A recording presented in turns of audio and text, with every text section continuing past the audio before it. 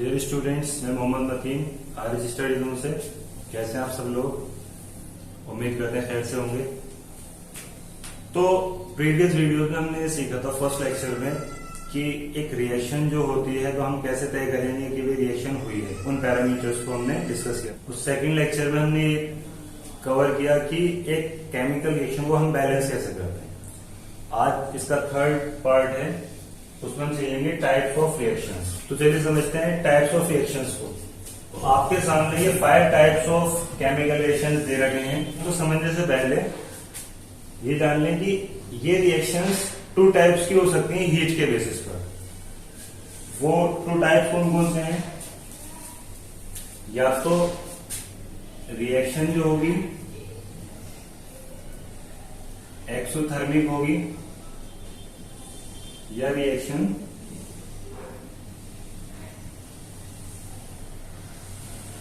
Endothermic होगी। तो हम कब इसको एक्सोथर्मिक बोलेंगे और कब हम एंडोथर्मिक बोलेंगे इसको जानते हैं, है ना। थर्मिक थर्मल से क्लियर है कि ये आप हीट के बारे में बात कर रहे हैं, गर्म करने के सेंस में। तो यहां एक्सो एग्जिट और एंडो मीन्स एंडो। तो एक्सोथर्मिक नाम से क्लियर है कि जिसमें हीट एग्जिट हो रही होगी, रिलीज हो रही होगी। जिस रिएक्शन के अंदर हीट एग्जिट हो रही होगी यानी कि रिलीज हो रही होगी, उसे क्या बोलेंगे हम? Exothermic reaction. चलिए एक्सोथर्मिक का एग्जाम्पल लेते हैं। कैल्शियम ऑक्साइड हम सभी जानते हैं कि ड्राई लाइम का फॉर्मूला है कैल्शियम ऑक्साइड। जब इसमें हम वाटर मिलाते हैं, ठीक है, हमने रिएक्टेंट लिए कैल्शियम ऑक्साइड और वाटर, तो जब इनको मिलाया जाएगा ठीक वही आवाज होगी जो हम जलते हुए कोयलों पर, बर्निंग कोल्स पर जब वाटर ड्रॉप करते हैं, वाटर हम डालते हैं बर्निंग कोल्स पर यानी जलते हुए कोयलों पर, तो जो आवाज हमें मिलती है छन छन की, वही आवाज हमें कैल्शियम ऑक्साइड यानी चूने पर आप वाटर डालेंगे वही आवाज प्रोड्यूस होगी। उसके साथ में एक हीट से फेंकेगा, वो कैल्शियम ऑक्साइड जो है हीट प्रोड्यूस करेगा। तो हम कह सकते हैं कैल्शियम ऑक्साइड की जब वाटर से रिएक्शन हुई तो आपका एक तो ये बना कैल्शियम हाइड्रोक्साइड, क्योंकि इसके अंदर वाटर का हाइड्रोजन शामिल हो गया तो कैल्शियम हाइड्रोक्साइड हो गया, और साथ ही साथ इसमें हीट प्रोड्यूस होगी। ये हीट निकली आपकी इसके साथ। तो यहां हीट निकली है, एग्जिट हुई है, इसमें शामिल थी हीट, जैसे पानी मिलाया वो निकल गई हीट। तो इसे बोलेंगे हम एक्सोथर्मिक रिएक्शन। अब इसी के अपोजिट होती है आपकी एंडोथर्मिक रिएक्शन। वो रिएक्शन जिसको कंप्लीट करने के लिए हमें उसको हीट देनी पड़े, उसको बोलते हैं एक्सोथर्मिक रिएक्शन। जैसे कि अभी calcium carbonate, this is limestone, calcium CO3 carbonate, जब इसको हीट देनी पड़ेगी हमें, जो है इसको हीट देनी पड़ेगी। यहाँ पर हीट निकली थी बाद में प्लस हुई, यहाँ पर हम इसमें देनी पड़ेगी हीट। इसको हम इससे डेल्टा से मेंशन कर सकते हैं। It means that we are heating the given reactant. तो हम इसको हीट करेंगे तो इस तरह से जब जाकर ये कैल्शियम ऑक्साइड और कार्बन डाइऑक्साइड में स्प्लिट हो जाएगा, इस तरह से आपकी चीज हो जाएगी, ठीक। तो हमने ये जाना कि साहब जो जिसमें हीट निकलेगी, एग्जिट होगी, उसको बोलेंगे हम एक्सोथर्मिक रिएक्शन। और जिसमें हीट हमें डालनी पड़ेगी, इसमें गर्म करना पड़ेगा हमें चीज को। फॉर एग्जाम्पल हमने फर्स्ट लेक्चर में एग्जाम्पलीफाई किया था रिएक्टेंट और प्रोडक्ट को टी का एग्जाम्पल लेकर। मिल्क, शुगर और लीस वो सारे मिलाई हमने, ठीक है, वो तुम्हारी रिएक्टेंट और बन करके तैयार हुआ था हमारा टी। तो टी क्या थी? हमारी प्रोडक्ट थी। अब उसको टी को बनाने ऐसा नहीं कि हमने मतलब एक पोर्ट में, एक वेसल में हमने सारी चीजें मिला करके रख दी तो चाय बन गया, ऐसा नहीं होता। तो उसको हमें गर्म करना पड़ा, तो उस वाली रिएक्शन को हम क्या करेंगे, उसमें हमें हीट देनी पड़ रही है। We are having to give heat. तो वहां पर हम बोलेंगे कि भाई वो रिएक्शन जो है क्या है? एंडोथर्मिक रिएक्शन है, क्योंकि हमें उसे हीट करना पड़ता है। तो ये डिफरेंस हो गया एक्सोथर्मिक और एंडोथर्मिक में। जिसमें हीट रिलीज हो, इवॉल्व हो, उससे बोलेंगे एक्सोथर्मिक रिएक्शन। जिसमें हीट डालनी पड़े, देनी पड़े, जिसमें हीट है ना, जिसमें हीट एब्जॉर्ब हो, तो उसको बोलते हैं हम एंडोथर्मिक रिएक्शन। अब ये 5 टाइप्स ऑफ रिएक्शन, इनमें से कोई से भी हो सकते हैं। वो एक्सोथर्मिक भी हो सकता है, एंडोथर्मिक भी हो सकता है। वो डिपेंड कर रहा है कि हीट उसमें इवॉल्व हो रही है या एंटर की जा रही है। अच्छा, अब शुरू करते हैं हम इन टाइप्स को। आपका फर्स्ट टाइप है इसमें कॉम्बिनेशन रिएक्शन। तो रिएक्टेंट और प्रोडक्ट हमने फर्स्ट लेक्चर में क्लियर कर लिया है। जो हम चीजें लेते हैं वो रिएक्टेंट होती है, जो चीज बनकर तैयार होती है, नहीं जो प्रोड्यूस होती है उसे प्रोडक्ट बोलते हैं। अब कॉम्बिनेशन रिएक्शन क्या होती है? कॉम्बिनेशन रिएक्शन या reaction in which 2 or more than 2 substances form a single product। अगर 2 या मोर देन 2 रिएक्टेंट्स ले लिया आपने, वो मिलकर कोई सिंगल प्रोडक्ट बना रहा है, यानी जुड़ रही है चीज, कंबाइन हो रही है, तो उसको बोलेंगे हम कॉम्बिनेशन रिएक्शन। तो यहां है आपका, जैसे इसी को ले लेते हैं, हाथों हाथ इसी में काम हो जाएगा। इसी को ले लें कि कैल्शियम ऑक्साइड है, वाटर है, ये 2 सब्सटेंसेस है, अगर 2 रिएक्टेंट है। अब जब इसको कंबाइन किया तो हमें प्रोडक्ट क्या मिला? सिंगल प्रोडक्ट मिला हमें। ठीक है, इसको बोला जाएगा कि भाई ये जो है एक क्या है, एक combination reaction. It may be the example of what? Combination reaction. ठीक है, इसे कॉम्बिनेशन रिएक्शन का एग्जाम्पल क्यों ले रहे हैं, है ना? इसको जो है ना हीट दिखाई नहीं देती, इसलिए इसको प्रोडक्ट नहीं माना जाएगा, है ना? जो आपके फिजिकली विजिबल है उनकी बात चल रही है कि आपने कैल्शियम ऑक्साइड लिया, वाटर मिला दिया, इसमें 2 चीजें थी, एक चीज बन गई, है ना? 2 reactants are forming a single product, that's why we can say that it is a combination reaction। अच्छा, इसके बाद आते हैं हम सेकेंड टाइप पर। इसको हमने समझ लिया, इसमें जुड़ रही है चीजें, इसमें स्प्लिट हो रही है, 2 चीजों में टूट रही है, 2 या मोर देन 2 पार्ट्स में। तो जो इसकी डेफिनेशन है इसकी डेफिनेशन से बिल्कुल उल्टी डेफिनेशन, इसकी opposite. A reaction in which a single substance or a single reactant decomposes into 2 or more than 2 parts, that is called decomposition reaction, है ना? जैसे मान लीजिए आपका कैल्शियम कार्बोनेट था, कैल्शियम कार्बोनेट है, अब इसको जो है आपने हीट करने पर ये कैल्शियम ऑक्साइड और कार्बन डाइऑक्साइड में स्प्लिट हो गया। सिंगल रिएक्टेंट था, 2 या मोर देन 2 पार्ट्स में इसको स्प्लिट कर लिया गया। तो हमने इसमें क्या देखा कि एक सिंगल सब्सटेंस 2 पार्ट्स में स्प्लिट हो गया, इसलिए इसे बोलेंगे it may be taken as the example of decomposition reaction. इसको डिकम्पोजिशन रिएक्शन के एग्जांपल के तौर पर आप इसे ले सकते हैं। अब इसके भी फर्दर 3 टाइप्स होते हैं।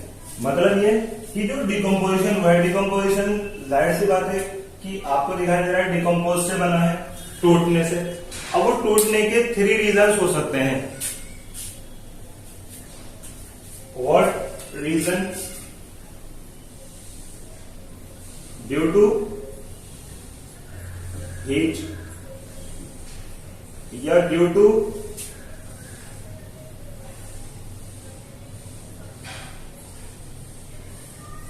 सनलाइट या फिर ड्यू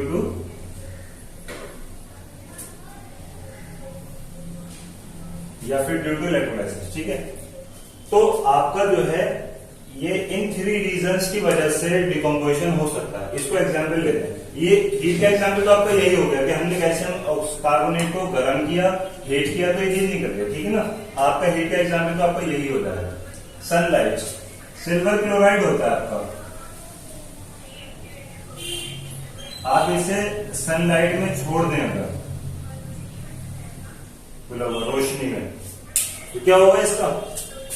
इसकी क्लोरीन गैस रिलीज हो जाएगी, उड़ जाएगी। ठीक है ना? तो इसमें ऐसा नहीं था कि हमने इसे गर्म किया हो, हीट नहीं किया, सिर्फ खुद ब खुद ही सनलाइट में जो है रोशनी में खुद ब खुद उड़ जाता है। तो ये सिंगल सब्सटेंस था, 2 में स्प्लिट हो गया, तो हमारी हो गई आपकी decomposition due to sunlight। Third one example can be taken for electrolysis। जैसे वाटर है, वाटर में जब आप करंट फ्लो करेंगे, उसका इलेक्ट्रोलाइसिस करेंगे, तो ये हाइड्रोजन, एक इलेक्ट्रोड पर हाइड्रोजन कलेक्ट कर ली जाती है और दूसरे इलेक्ट्रोड पर ऑक्सीजन कलेक्ट कर ली जाती है। तो इस तरह से यहां पर जो ब्रेक हुआ है ना, बैलेंसिंग तो हम सीख ही चुके हैं प्रीवियस वीडियो में, आप इसे बैलेंस कर सकते हैं। यहां 2 लगा देंगे, क्लोरीन क्यों पहले, अब देखिए सिल्वर तो ऑलरेडी बराबर है, इस तरह से क्लोरीन के 2 इधर है तो हमने इधर 2 लगा दिया, अब सिल्वर भी 2 होगा, इधर 2 लगा दिया, ऐसे ही सही बैलेंस कर सकते हैं। ऑक्सीजन को डबल कर दिया तो हाइड्रोजन भी डबल होगा, इधर भी डबल। तो ये तो हम सीख चुके हैं। बात ये है कि यहाँ वाटर के जो मॉलिक्यूल दिए गए थे उसमें करंट फ्लो कराया गया, इस वजह से वो हाइड्रोजन गैस और ऑक्सीजन गैस में स्प्लिट हो गए। तो ये वाला जो डिकम्पोजिशन है ये कहलाएगा आपका डिकम्पोजिशन ड्यू टू इलेक्ट्रोलिसिस। तो हमने समझा कि कॉम्बिनेशन रिएक्शन क्या होती है, डिकम्पोजिशन रिएक्शन क्या होती है और किन किन रीजन की वजह से होती है ना। अब इसके बाद में हम समझेंगे डिस्प्लेसमेंट रिएक्शन। डिस्प्लेसमेंट से जाहिर सी बात है, डिस्प्लेस का मतलब होता है हटा देना है, सरका देना, है ना। तो इसके नाम से ही क्लियर है, डिस्प्लेस मीन्स किसी चीज को हटा देना या सरका देना उसकी जगह से। तो अब जाहिर सी बात है, जो मोर रिएक्टिव होगा वो लेस रिएक्टिव को सरका देगा, जो पावरफुल होगा वो कमजोर को दबा लेगा, ठीक है। वो होगा क्या कि इसमें दरअसल जैसे आपके सामने कॉपर सल्फेट है, ठीक है, कौन सी मेटल है ये, कॉपर।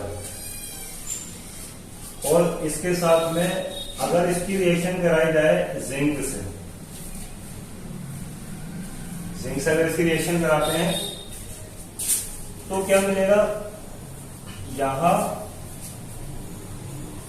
ये जिंक जो है इस कॉपर को इसके कंपाउंड से निकालकर सरका देगा, इसको अलग धक्का दे देगा, इसे हटा देगा। तो कॉपर ये अलग हो जाएगा और खुद ही इसके साथ जुड़ जाएगा, इसको कह देंगे हम जिंक सल्फेट। तो इसमें हुआ क्या है बेसिकली कि यहां पहले कॉपर सल्फेट था, कॉपर सल्फेट ने कॉपर को डिस्प्लेस कर दिया, इसे अलग कर दिया और जिंक खुद जाकर के इसके साथ लग गया। ऐसा क्यों हुआ, ऐसा इसलिए हुआ, इसका मतलब क्या है कि इस जिंक जो है ताकतवर है कॉपर से, इसने इसे हटा दिया। इसने हटने क्यों दिया, क्योंकि जिंक जो है इस रिएक्टिविटी सीरीज में ऊपर आता है कॉपर से। तो जो ऊपर वाले आपके मेटल्स हैं वो मोर रिएक्टिव हैं, तो नीचे वाले हैं वो लेस रिएक्टिव। तो पोटेशियम मोस्ट रिएक्टिव और गोल्ड इज लीस्ट रिएक्टिव। तो इस तरह से हमने ये देखा, क्योंकि जिंक ऊपर आ रहा है इस वजह से इसने कॉपर सल्फेट से कॉपर को डिस्प्लेस कर दिया। एक ऐसी रिएक्शन जिसमें मोर रिएक्टिव एलिमेंट या more reactive metal less reactive metal को उसके कंपाउंड से अलग कर देती है, डिस्प्लेस कर देती है, उसको कहते हैं हम डिस्प्लेसमेंट रिएक्शन, है ना। तो ऐसे और भी एग्जाम्पल लिए जा सकते हैं। तो बेसिक चीज क्या है कि उसमें डिस्प्लेसमेंट होगा। अभी ये एक तरफा हुई ये बात, जिंक ने सरकार ने, अब इसने कोई जवाब नहीं दिया कॉपर ने, ठीक है। अगर ये रिएक्शन दोनों तरफ से होती तो ये डिस्प्लेसमेंट रिएक्शन नहीं होती, वो अगला टाइप हो जाता, अगला टाइप आपका हो जाता है डबल डिस्प्लेसमेंट रिएक्शन का। चलिए इसका एग्जाम्पल लेते हैं। तो ये वाला एग्जाम्पल का है, कौन से टाइप का है, थर्ड टाइप का है डिस्प्लेसमेंट रिएक्शन का। अब हम फोर्थ का एग्जाम्पल लेते हैं, उसको भी समझाते हैं। यहां सिर्फ डिस्प्लेसमेंट हुआ था क्योंकि यहाँ पर जिंक ने कॉपर को बदमाशी दिखाई आगे, इसने हटा दिया कॉपर को, मगर कॉपर ने कोई जवाबी कार्रवाई नहीं की, कॉपर अलग को हट गया बेचारा। ये सिंगल डिस्प्लेसमेंट है ना, सिंपली डिस्प्लेसमेंट रिएक्शन बोलती। अब डबल डिस्प्लेसमेंट में दोनों तरफ से काम होगा। जैसे एग्जाम्पल लें हम, सोडियम सल्फेट,